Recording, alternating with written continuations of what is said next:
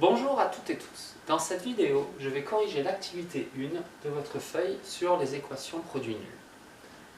Regardons cette activité. Première question, on vous demandait parmi les égalités suivantes, lesquelles étaient vraies. Alors on va les observer d'un petit peu plus près, ces égalités.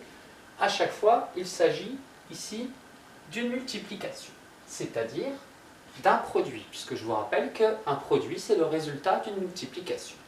Puis si on regarde aussi en détail, on voit apparaître beaucoup de zéros.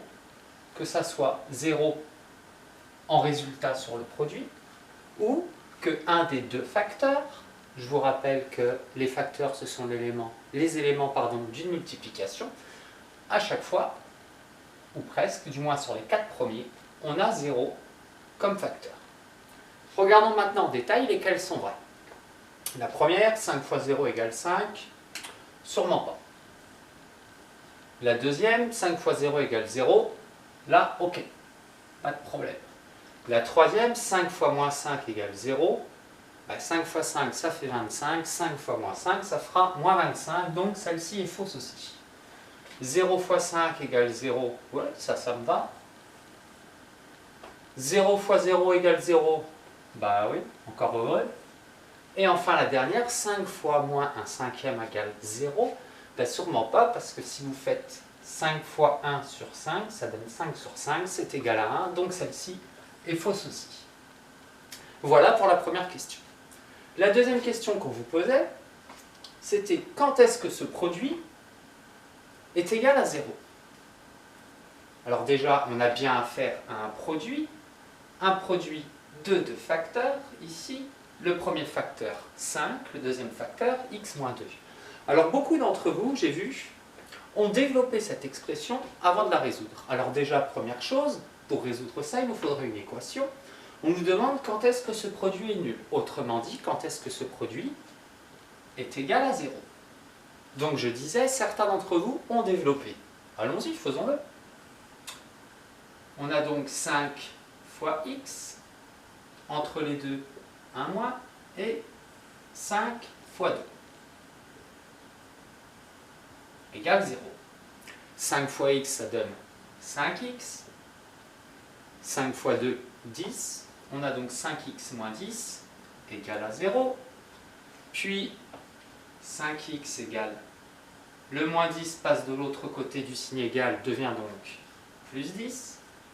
Et enfin, il nous reste à faire une division par ce qui est devant petit x, c'est-à-dire ici par 5. Et donc on trouvait comme solution x égale 10 sur 5, c'est-à-dire x égale 2. Ok, très bien. Donc, ce produit est nul pour x égale 2. Ça me va. Mais il y avait beaucoup plus simple parce que, je vous rappelle qu'en mathématiques, quand des questions s'enchaînent, c'est qu'elles ont souvent un lien les unes entre les autres. C'est pas toujours vrai, mais c'est très souvent vrai. Et dans la première question, curieusement, les égalités qui étaient vraies, c'était des produits qui étaient égaux à 0. Et dans quel cas un produit était égal à 0, et bien à chaque fois, on avait au moins un des facteurs qui était égal à 0. Mais c'est un peu ce qu'on a ici.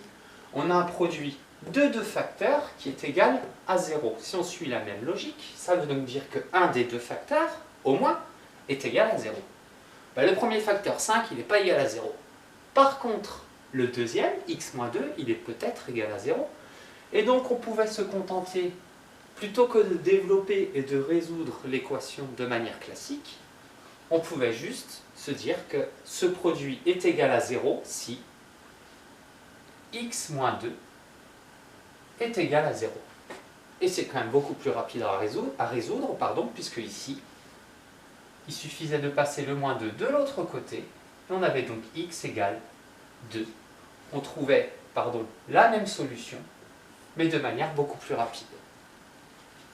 À la question 3, ça synthétise un petit peu le raisonnement que je viens d'avoir. C'est-à-dire que, si je regarde la question 1, dans quel cas mon produit de facteurs est-il égal à 0 à chaque fois quand l'un des deux est égal à 0? Regardons ce qu'on nous demande dans l'exercice, dans la question 3. Il fallait donc compléter ces deux phrases-là et une phrase qui était encadrée, j'y reviendrai. Allons-y pour la première phrase. Si A est égal à 0 ou B est égal à 0, alors A fois B égale. Ce qu'il faut comprendre, c'est le produit de A par B. Il est égal à combien? Quand l'un des deux est égal à 0, ben forcément, il sera égal à 0.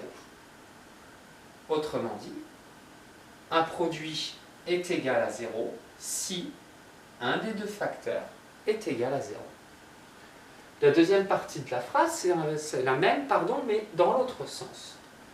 Un produit est égal à 0, alors qu'est-ce qu'on peut en déduire sur les facteurs? Eh bien, si un produit est égal à 0, alors c'est que l'un des deux facteurs est égal à 0, autrement dit ici, soit A égale 0, soit B égale 0.